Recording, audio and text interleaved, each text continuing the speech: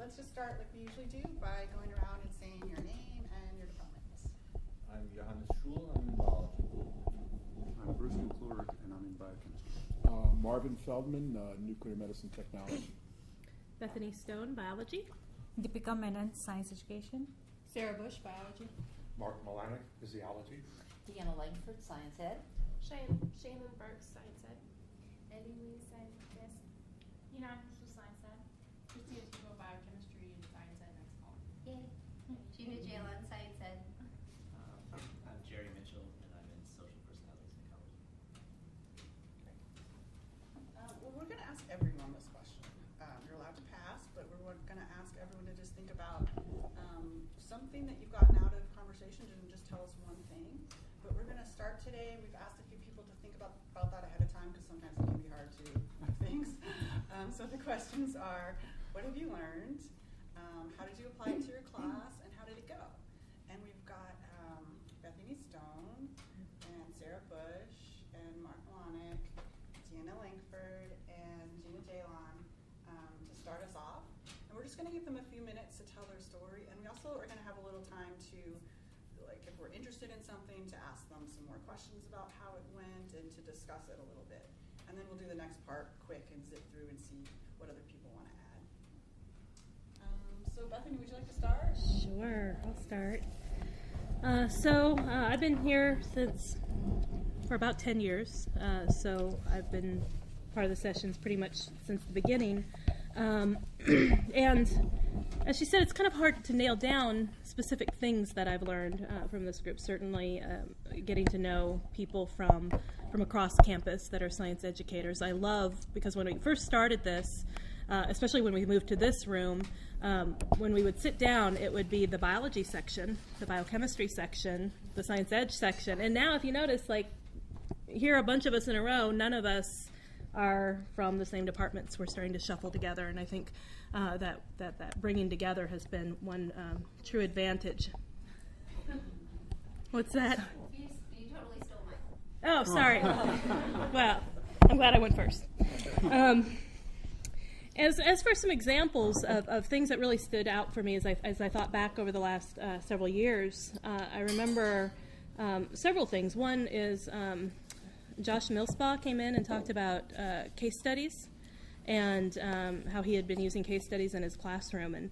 And I had heard of case studies in Sandy Abell's class when I took it as a graduate student, but I hadn't really realized that anybody on campus was using them, and I was looking for more active learning type things to do in my classroom. So that was one thing that I was able to take from a conversation. Then very conveniently we had the national case study in sciences online resource open up, and so because of that conversation, I was aware of this. I was tuned into what case studies were and looking for resources, and I was able to find that resource, and I've been using them in my class periodically. I don't use them as extensively as he does, but to augment of what I was doing previously, and am now involved in doing a fellowship with that group to try to develop some more case studies.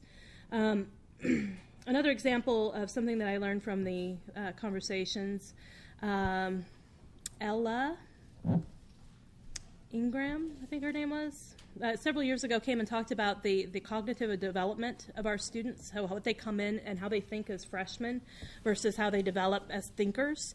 And so, they initially come in sort of aware that there's a right or a wrong, but they think it's all very black and white, and that anybody that isn't aligning with their perceptions is wrong.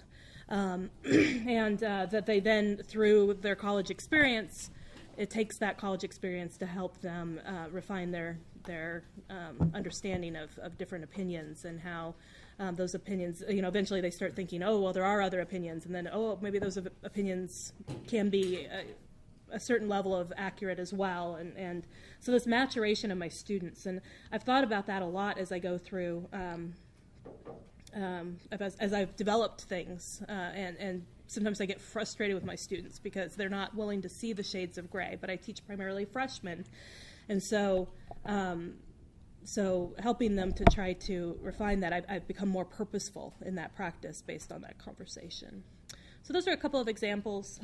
Did I answer all the questions of, let's see, I talked about some examples and how I've used them. And Anything more about like how it went? Like, did you, yes, this is so successful. I'm doing this. I've done it for so many semesters or something like that. oh, sure, yeah. So I think the case studies really augmented my class. At the same time, I was flipping the classroom, so it was a great thing to do in the class. Case studies really complemented, and I've enjoyed that experience. It's just been, through the years, there's always been these little things that, just this one little idea, like Rose Mara came last time, and she was talking about VoiceThread, and using VoiceThread to have students introduce themselves online. Just that one little tidbit is really, a lot of what I enjoy taking from every conversation. And I've used those little tidbits and look forward to hearing more of them. Any questions so far? Anything more about?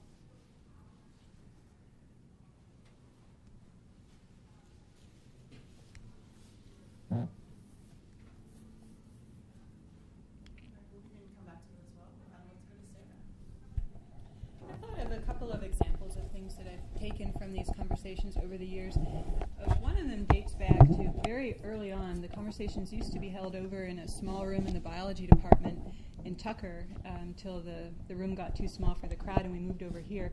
But way back then there was a graduate student, I don't remember her name, but she gave a presentation about analogies and the way that we all use analogies in teaching science classes, and that there are limitations to these analogies, and that we're often unaware of the limitations of the students to recognize where analogies begin and end, and that this can cause problems and misconceptions for the students. And at the time, I remember being a little bit skeptical about whether this was really a problem. And then a couple of years later, I was reading children's books to my daughter who was interested in astronomy, and I read her a number of children's books on astronomy. And before reading those books, I had this idea of black holes as kind of a spot in space, and that things were attracted to from all directions. But all of these children's books, when they described black holes, they had an analogy of 4 children each holding the corner of a sheet. And you put a rock in the center of the sheet, and it pulls the center of the sheet down, so you get sort of a tunnel with the rock at the bottom. And that rock represents the singularity that everything's attracted to, and the rest of the sheet represents the plane that is the event horizon, and anything along that plane will be pulled in to that tunnel. And I developed from that analogy this idea that black holes had some kind of directionality, that everything comes in from one direction. And at one of these conversations, Angela Speck was here, and I went up to her during the pizza time, and I asked her to explain to me how it is that black holes develop this directionality, what causes the stuff to go in only from one side. And she looked at me and said, "What are you talking about?" And I described this image that's in all these children's books, and she looked at me and she said, "Sarah, that's just an analogy. It's because it's impossible to draw in a way that kids will understand it, a 3-dimensional event horizon." I thought, oh, okay. So there is something to this idea that it's obvious to us in our own fields, in our own expertise, where the limits of an analogy are, but when the people you're talking to are not experts in that field, it's not necessarily obvious where the limits of the analogy are. And so one thing that I took from that, both that initial presentation from the graduate student and from the conversation with Angela, is that when I'm teaching and I use an analogy to explain something, I'm very careful, even if I think it is abundantly obvious, I'm very careful to point out where the limit of that analogy is, because I recognize now that as experts in our fields, we're not necessarily aware of that difficulty that our students might have. So that's one thing that I've definitely taken from these conversations.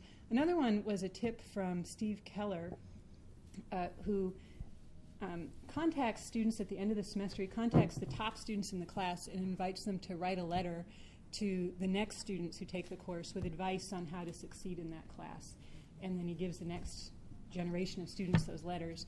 And I've done that several times in Bio 1010, sending these requests to just the top 1 or 2% in the class. And it's been very interesting. I post their letters on Blackboard for the next generation to read and encourage them to read it. I don't know how many of them do read it and how many of them take them seriously. What I found interesting, though, is that the letters contain not just the things that you expect the students to say and that you hope they'll say, like the importance of going to class and making use of all of the resources that you make available.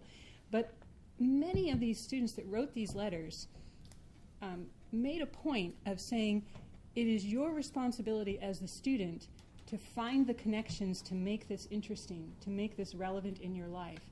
And if you put that effort in to find the course interesting, you'll enjoy it more, you'll remember the material better for exams, and, several pointed this out, you'll be a more interesting person because you'll be able to talk about these things at dinner parties or with your family and friends.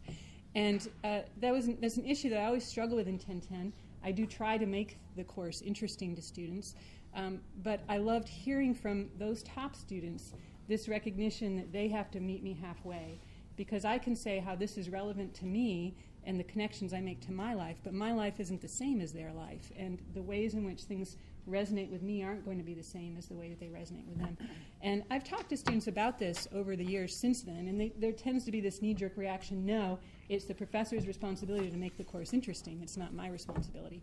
And I love having this resource coming from these top students saying, no, it's your job to meet the professor halfway. And I don't know whether it's had any impact on my students since then, but it's something that's been an interesting experience for me to adopt this tip that I got from Steve Keller here.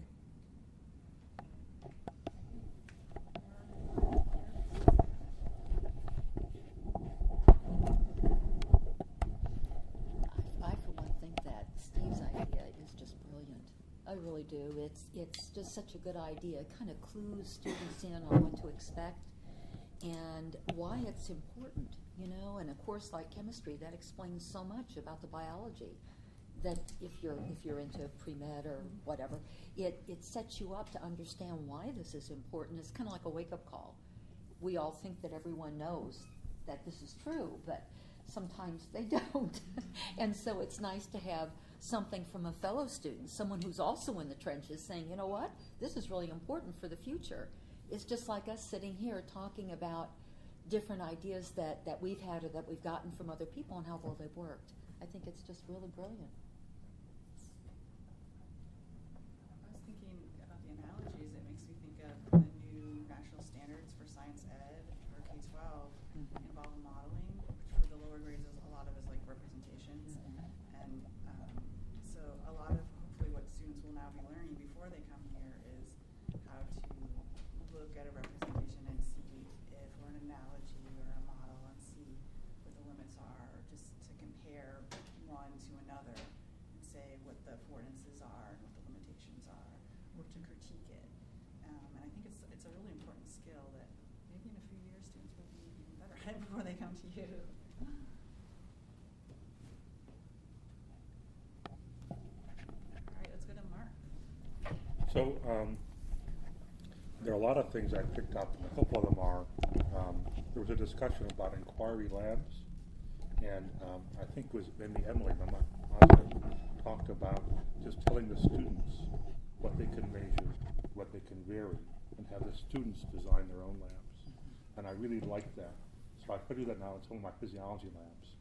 So early in the course we have a lab about hydrophobic, hydrophilic, to provide them oil and water and a bunch of colored compounds, and also pH variations, vinegar and so on, and even drinks from the grocery store. And I say, here's what you can measure. You can measure osmolarity, you can measure glucose or sucrose. You can measure hydrophobic, hydrophilic. Have fun. Take these things and play with them, soda and water and vitamins and so on. And that's worked out really well. It engages them a lot in the early part of the course. I think that's gone well. Another one was actually, I think, just last one or two sessions, Dorina talked about in physics having the students look at the graph of the data, draw a representation of it, do a mechanical model, and do an equation. Now in physiology we don't do any equations, but to have that sort of mindset, have 4 different ways of doing the same problem, I like. And so I'm not going to do that more on my courses as well. So I have the students being more clear on having them do mechanical analogs, having them draw a picture, and describe it in text as well. And that's, I think, helping them be making the labs more valuable for them. And then the last one is the guy from Michigan that came here who couldn't decide to be organic chemist or artist when he was an undergraduate. And I really liked his insight that art students enjoy explaining their homework. They all got different answers, whereas chemistry students hopefully all have the same answer, and it's pretty boring. So I try to make my questions now in the lab a bit more open-ended. So what did you like in the lab, or what would you improve? so they can sort of explain their own reasoning and not just the answers I'm looking for. And that's been a little harder, so some students really want to have directed questions for their lab report, but other ones really get into it and they really find some key connections. And I have just this semester started having them do sort of directed questions for each lab. Then every 3 labs, I just say, give me a blog of the connections you saw in those past 3 labs, and very open-ended kind of thing. And some students do a marvelous job with that. I've been quite impressed. Other students have a hard time, but the best students are just having a great time making connections I didn't even see. So I like that. I love that. I love the connections. I think that that is so important. If students can see connections within your curriculum, it just really expands their understanding. It took that guy's comment that not having one set answer is the key. So what about the science is individualistic? They can talk about it. In his case, it was melting points and so on for organic chemistry stuff. It's a little harder to get. So far, I can't see all that kind of variability in physiology. I need to work on that some more myself, actually. So.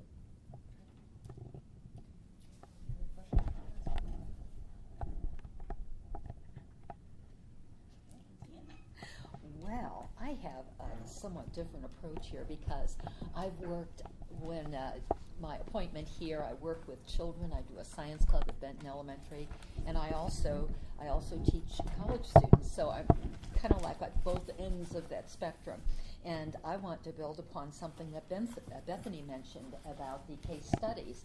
I remember that session very well because I was a student at the time, and I went back to Fred. I worked with Fred Monsal on his classes, and I said, we really ought to do something that involves case studies here because everything you teach is so relevant to life. Let's do that. And so I started writing case studies for him, and it was fun to write them. I mean, it really was. I don't know if they were very good, but it was wonderful fun. And it was fun to see the students engaged in it and thinking about what the questions were and how the content of the class really applied to these situations described in the scenario. And so that was a very interesting outcome. In fact, we published an article about it in the NSTA Journal of College Science Teaching. And then I graduated and started working with Anna Waldron, and I took on a science club at Benton Elementary. And so I thought, well, it worked for college kids. Why not? Why not try it? So I did. So I started, I wrote a little story about a boy who had to move a very heavy worm bin. We were raising worms, of course, and they were really heavy. He had to move this bin up to the top of the table. How would he do that? So that was where the story left off.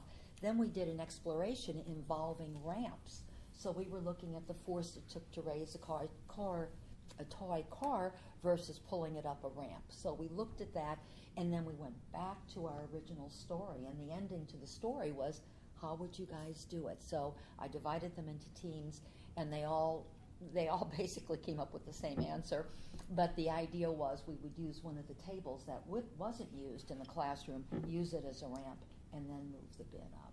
But the point I'm trying to make here is it engaged the children in thinking about simple machines, in thinking about force versus distance, and I thought it was a good thing to do. I enjoyed watching them think about it and experiment with these little toy cars and look at their spring scales.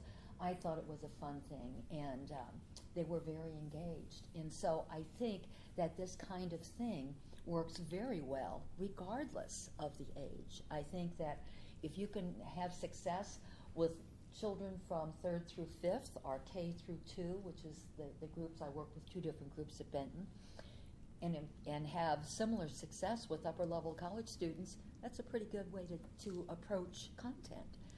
And so I really liked it. It was a fun time, and I think that just as Bethany and everyone has said, it's those little comments that someone makes that you think, such a good idea. I think I'll try that. So that's basically what led to my experimenting with problem-based learning and case studies. Very similar idea there. And so I really liked it. Ideas, questions for Deanna?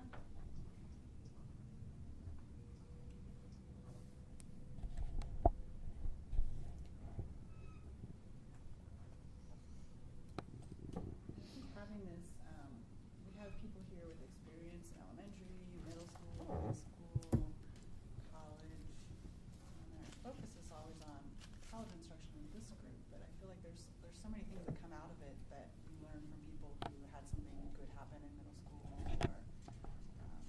were able to apply something to a different grade level. So it's good to hear about that. What sort of things do we do to encourage clear thinking about science as far as the difference between causality, this causes this, and what's very similar, which is simply something that are both true but not actually related to each other. Are you referencing cause and effect? Is that what you're thinking of? Well, I think the best way to approach that is by asking them to think about the outcome or the result of an action. So in the activity with the spring scales and the toy cars they had weights taped to them, by the way, to make them a little heavier, and looking at that at distance versus force was a way to think about cause and effect, because what you're doing, the one thing you're changing is the distance the car travels, because the distance traveled when you just lift it off the ground is not very far, but the force is greater, the force required. So that's kind of the way I would approach that. Of course, it's different for every concept you're teaching, but you do have to think about and keep in mind that these are young kids, and so the cause and effect, the cause has to be very clear. It can't be ambiguous. And then I let them think about the effect. So they basically tell me what the outcome is. Does that help at all? Sort of. I'm kind of thinking in terms of causality. Complex causality, right? I guess that would be a way of putting it. For instance, if you were looking at, and it's hard to do it with the weight scenario, but if you were trying to get the children to understand that, for instance, if you had the cars rolling back down the ramp, the heavier would go faster, versus they could either think that it was the shape of the car that made one go faster than the other, or they could think that it was the weight of the car. And so they could draw erroneous conclusions about, aerodynamics versus weight and that sort of thing. So trying to I'm curious what techniques there are to try and encourage them to not necessarily see the easiest answer as being necessarily correct. with the analogy issue. Well, with this situation, the spring scales give us a reading, and our view is very limited. We're just looking at distance and force. That's it. So, but I see what you're saying, and that, I think, that is really important to make sure that they walk away with a clear understanding as opposed to a misconception. And so you're right. You have to be careful with that. I think the real answer there is to try to make it as clear as possible. It's like an experiment. You only want one variable, bless you, so that you don't have multiple things that might be the cause. So you try to limit it as much as you can, so you're making one change and then you watch it. And so you don't have 3 or 4 things that you're manipulating at the same time. So that would be what I would suggest. Something similar to that we do is... How does it stretch as far as the actual example goes? Of course, Carl, science. So I know that as far as the example with the weight of the cars goes, not really an applicable issue. But I know sometimes with plant experiments, for instance, you know, the difference in the length of time one sweet potato has been stored versus another can make a big difference in when they sprout. And so I've seen evidence of, you know, children and adults both making erroneous conclusions from that. And I'm just curious if there have been, you know, what ways you know or what ways anyone's knows that can help get people to look more clearly at what's going on. I think that lies in the clarity of the activity. I think you really have to think carefully about what you're going to do. And I think your point is very well taken, that you have to control the whole thing. As the instructor, you really have to know. For instance, you want to make sure that you have the same starting point for everything. So you want to control those factors as much as you can, so that when you do see variety, various outcomes, you can point to only one factor. So it's really controlling as much as possible, so that you really can point to one thing. And that's not always possible. It's not always easy, and it does require that you think about this very carefully before you actually.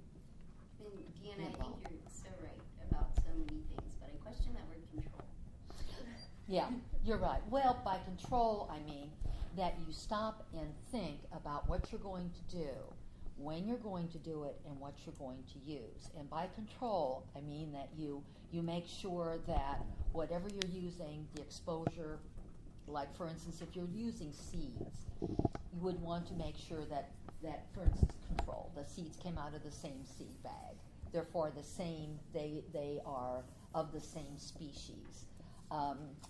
The dates as far as when the bag was filled, etc., you know that they all came into the bag at the same time. Exposure to moisture, whatever, is at the same time. So in other words, that's what I mean by control. And there are a lot of things that you can't control. That's a sweet little experiment that you can. But there are many other things that you just have to hope for the best. You really can't control things. So I feel like Deanna's also talking about not just the setup of the experiment or the investigation, but also like good lesson planning. Yes. Like the instructor has thought through the different things that could happen and knows what they want to highlight to make happen. I feel like you're also talking about that. And that applies, you know, at all different age levels. And then another thing I think too is about helping students learn how to make sense of things. And that's in a way what you're getting at, is how do you get them to know to make things clear for them? Well, you have to teach them how to think clearly. You have to teach them how to make sense out of things and say, does this make sense? Is there an error in the reasoning? Is there a reason why this could never possibly be? So things like metacognition, we haven't had a session on metacognition here in a while. We should totally do that. Yeah, I feel like that would be a really good one to come up soon. So metacognition is like awareness of your own thinking.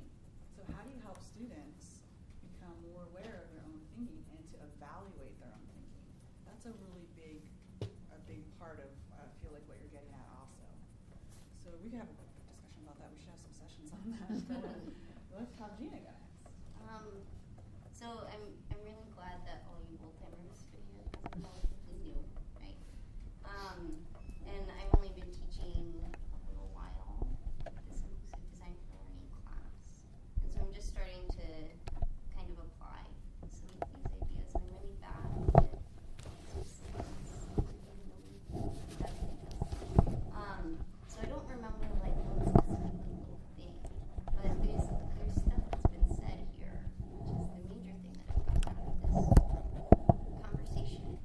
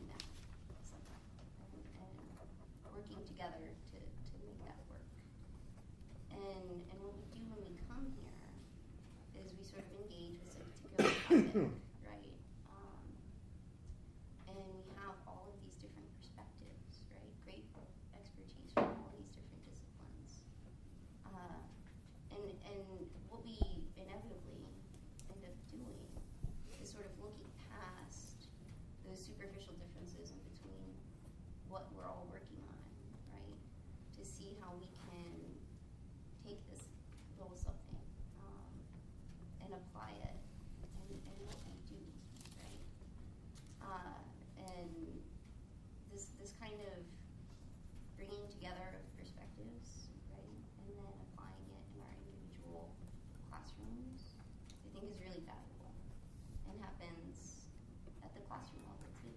So that's kind of the piece that I've stolen and applied in our ideal class the most, is that it takes a lot of practice and still working at it, right? That ability to sort of build on these different perspectives and integrate that into something that's meaningful that students can apply, right, to their situations. So I have like a favorite metaphor.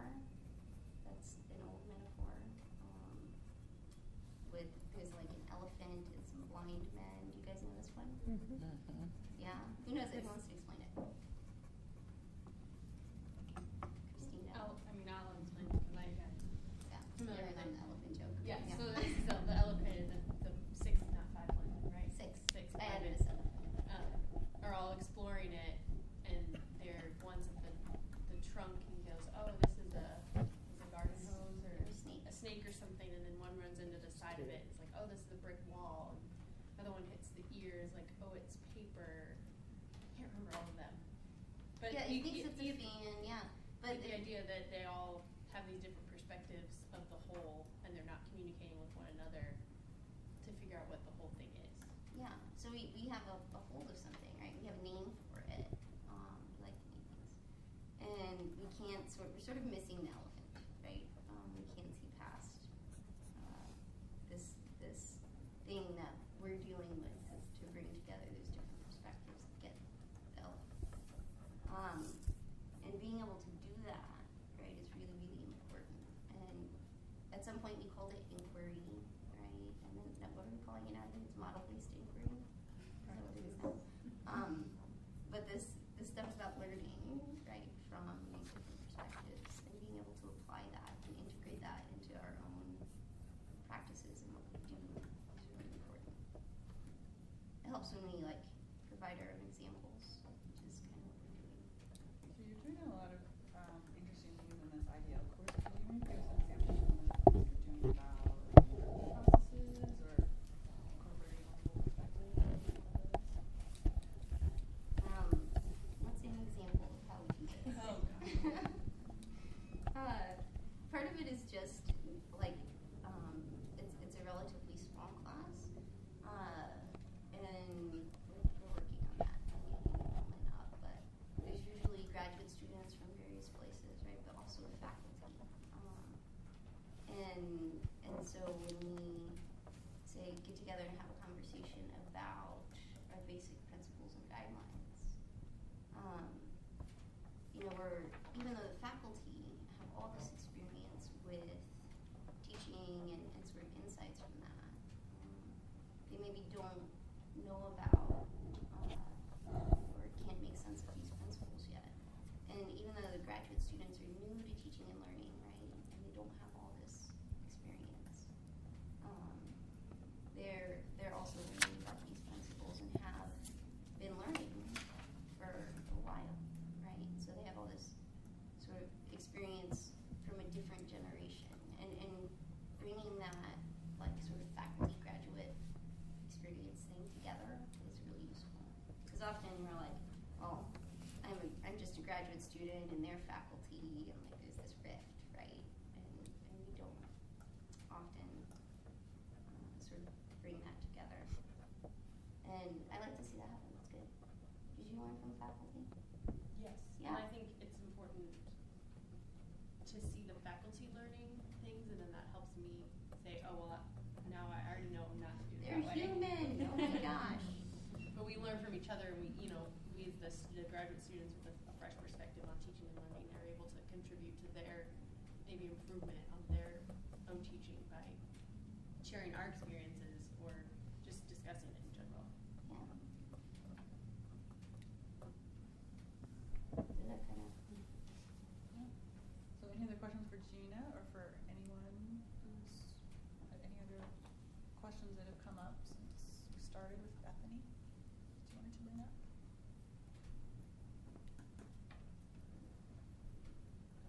These are some really good instructors here, guys. So this is really good chance to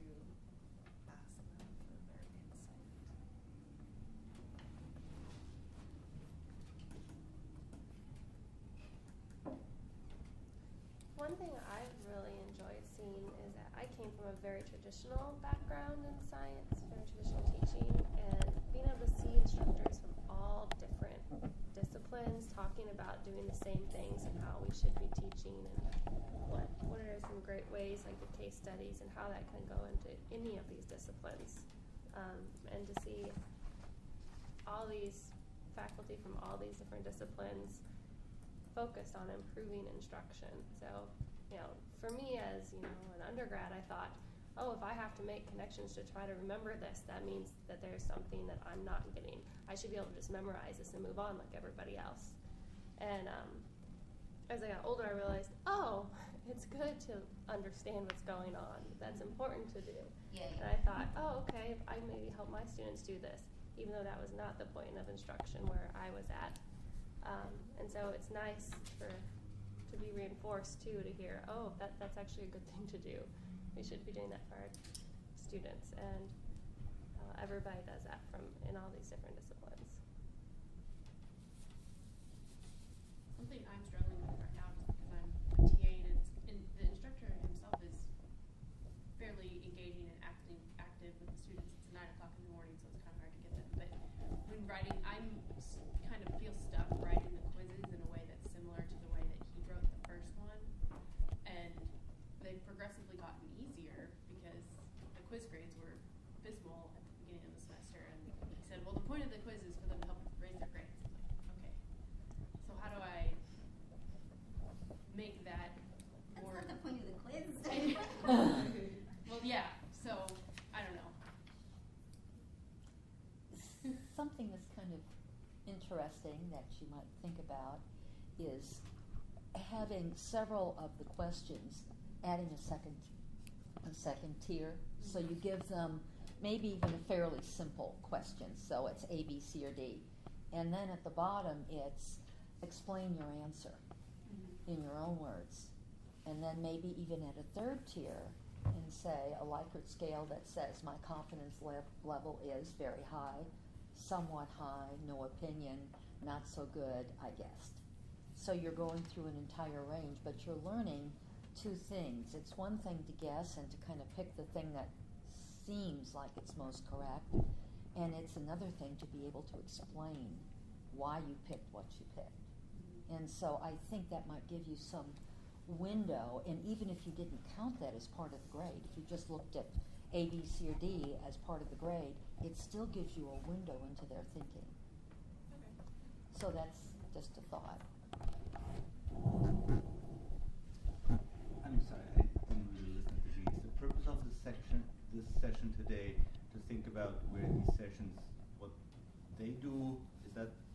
Yeah, so to think about what have we learned from conversations so far, and what we were about to do next is to just go around and give everyone a chance to say something quickly about things they've learned from conversation, and then also to talk about, is there anything else that we would do if we wanted to expand conversations? We're going to talk about the future of conversations. So, do you want to add something now? Well, are we going around? Yeah, let's go around. Let's start with you. Okay, so Oh, I'm. wait, sorry. Also, we don't have a ton of time, so we want to limit it to just a That's couple why I of was sentences.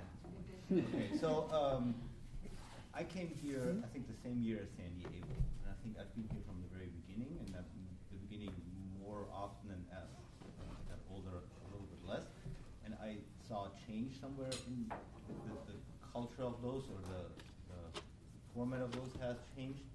Initially, those were people in the trenches, people who deal with the same time constraints that I do and do the same similar work, talking about their things, and there were little things that I could take out of there. The one thing that I remember vividly was David Emmerich saying that he uses family stories, children's stories, and jokes as teaching tools, and that students remember things based on that the content sticks to that. And that made me think about my experience when I was a truant at that time.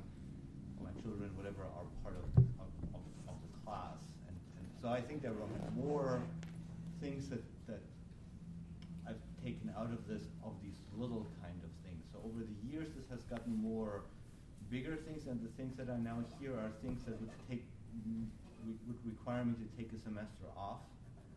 to implement them, and that's just not realistic for me to do, or is it extremely difficult to do because I need to neglect graduate students or can write grants or whatever. And so this has gotten still interesting, but much less productive for me. It's much less that I can take out of there and apply to things. So I'm kind of somewhat a little bit sad that this just talking about what people do, and so more for me from the sciences rather than from science education in there. That's a part that has gone away somewhat, or the focus has shifted. And what you said, there are 600 science faculty on campus, and there are probably 6 in the room, right? So that, anyway. Yeah, let's make it relevant. Let's do that. Bruce, do you want to say? You can also pass it in YouTube, but Bruce probably has something to say. Yeah, but you've only left me an hour. No, so yeah, my answer to the question of what have I gotten out of it? To me, the most important thing is community. I think the campus, by and large, doesn't value teaching all that highly, and so it's nice to sit in a room with people who do. I think there are places that kind of, when they're talking about teaching, advancing the teaching agenda on their campus, they propose to set up things like this, which is already here, emerged from the faculty, and I think that's a real strength, and I think it's not as recognized as maybe it should be. Just a little bit, and I should say that like shortly after these things started, sometime after, I personally moved out of undergraduate education, so I don't actually stand in front of lecture halls anymore. I work with M2s in the medical school. But I would like to respond a little bit to what Johannes said, that in the earlier days it did, I think Sandy's kind of vision is one that's really important, and she thought that it was just intrinsically a good deal to have science education and science faculty, it's like in the Larson cartoon where they get a couple of moon men where they, creatures, and they've got some astronauts, and they put them in a jar, and he said, let's shake them and see if they fight,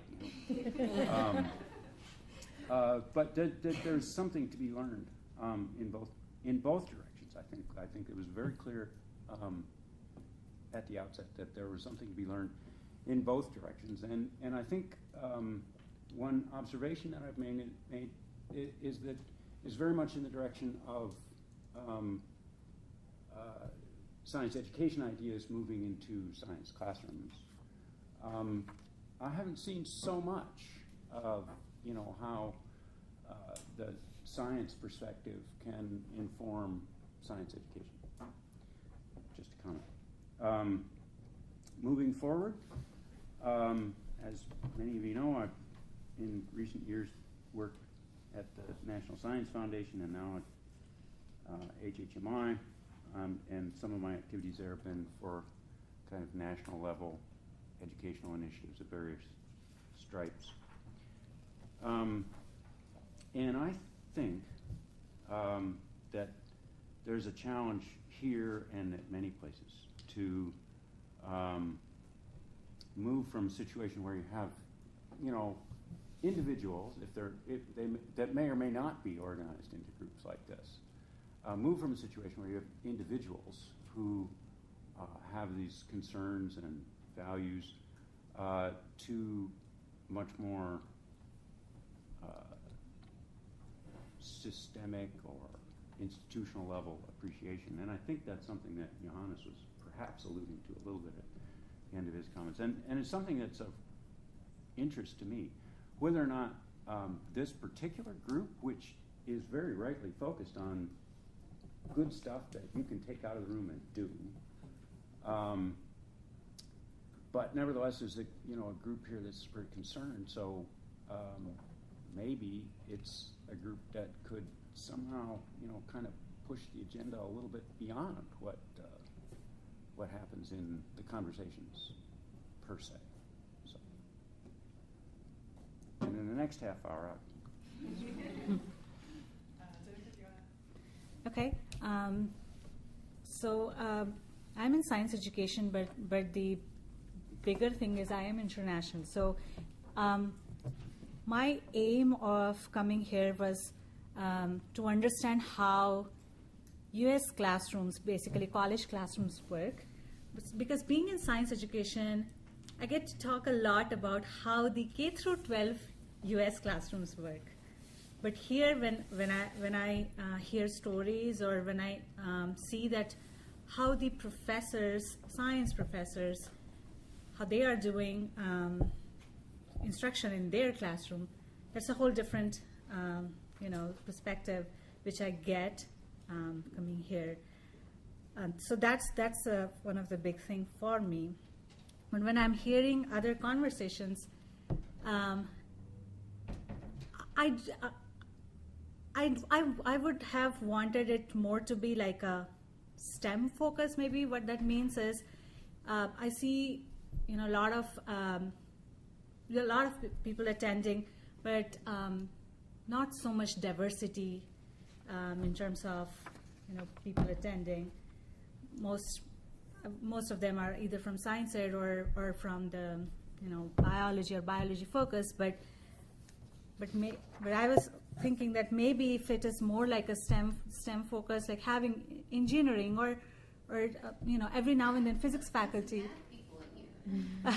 Well, I mean, what I'm trying to say is like sometimes having sometimes physics faculty do come, but having more of them, and I agree that what happens in their classrooms would also be a good way for me to see that not just what happens in science ed, but what's happening in the science classrooms and what we can get from them. So I would see that broad group of people more. And I'm not sure how is that going to happen, but. So, and I would have a little more time for discussion, so let's just like 3 sentences. So I come from a different disciplines, that the seminar is different here. So when I come here, I found it's cool to have a seminar that people can discuss and interact with each other more. So I love that way. The second one, like, okay, that's good. I really like the idea of conversations because I'm coming from Turkey and we don't have connection between science faculty and education faculty. I think most people see teaching as just like extra work that they have to do to keep their job. So I really like this idea. And one thing I would like to see, I know it's fun, but maybe if we can have like 15 minutes or so at the end of the conversations, we can share the ideas, which will give you more like relevance, so people can exchange the ideas in that last minute. So the last 15 minutes we should. Like for instance, presentation, and then we have like 10 minutes, 15 minutes, or whatever time they want. So people can like talk about maybe their ideas about how they can use or something like that, or their experiences similar. So it will be more maybe relevant to people who are teaching. I like her idea of more of a STEM focus, even expanding beyond science. And I actually just learned a new acronym, STEAM, adding the arts in there, and you can't go anywhere without STEAM. So I like that. Great. I don't take more Do you want to add anything? Oh, this is my first time here. So. Okay. So, I was going to back her up on the adding the arts because I'm Sure. a musician and work in that also, and I see a lot of connections between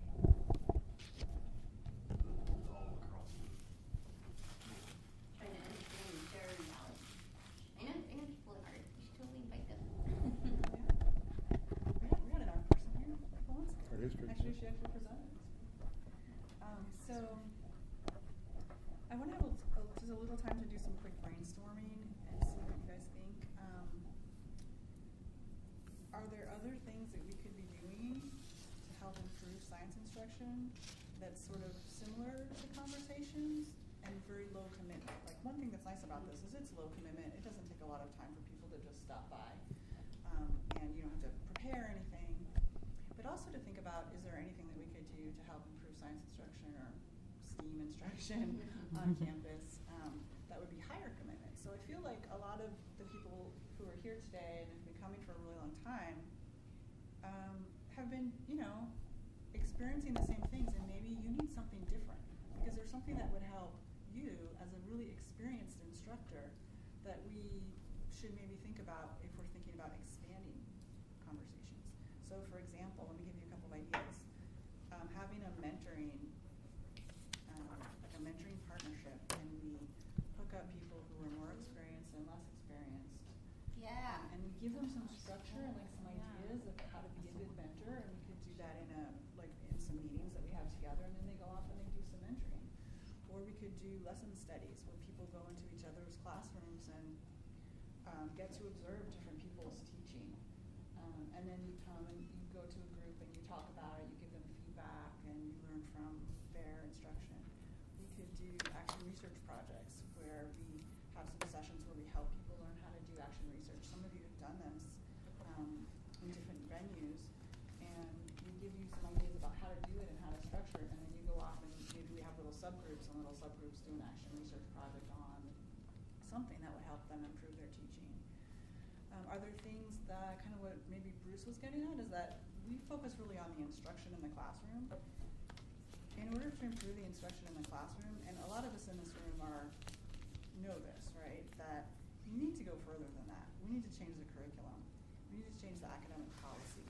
Yeah. We need to change things that are inhibiting good instruction at the university. Are there people who are interested in forming a subgroup or expanding this group, or forming a new group or something like that, and working on those kinds of issues? So I wanted you guys to just maybe consider some of those and hear what ideas you all have. Yeah. I agree with all you said. That one thing that I do see is there is some divergence of interests. There is learning how to teach, beginning teaching is somewhere interested, somewhere also teaching just simply in the reality of the faculty job. And I'm not sure whether they fit in one room, and we might have shifted over and so contributing more to my feeling that it's less important. The last thing was the curriculum reform. I mean, NSF pours an incredible amount of money into this. The IU's program, Sarah and I and Miriam Golem submitted a proposal for biology. That's clearly desperately needed intellectual work on that. How should the curriculum look, and where should it go, and something like that. So this would certainly be worth the effort. I'm not sure whether focus like a forum like this is the right thing, but certainly there is interest in that.